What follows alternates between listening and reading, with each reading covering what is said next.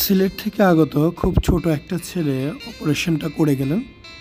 আসলে বিষয়টা হচ্ছে কি, এই অপারেশনটা করার সাহস এবং ভরসার বিষয়। আমাদের সমাজে অনেকেই আছে, অর্থ আছে কিন্তু সময় নেই, সময় আছে কিন্তু অর্থ নেই, সবই আছে কিন্তু সাহস নেই, অথবা সাহস আছে কিন্তু পরিবার মানে না।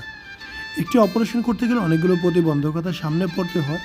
এই প্রতিবন্ধকতাগুলোর সামনে থেকে সরিয়ে তারপরে আগাতে হয়।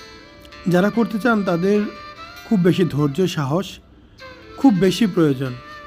কেননা সাহস না থাকলে কোনোভাবেই অপারেশন করতে পারবে না। প্রতিটা মানুষের অনেক ধরনের সমস্যা থাকবে, এই সমস্যাগুলো সমাধান করেই তাকে আগাতে হয়। আপনি যদি মনে করেন আপনার চিকিৎসা প্রয়োজন, তাহলে অবশ্যই আপনাকে সময় নিয়ে আগাতে হবে। আর যদি সমস্যা রেখে দেন, কোনো ক্ষতি হবে না, মারা যাবেন না, তবে বড় হবে এইটা।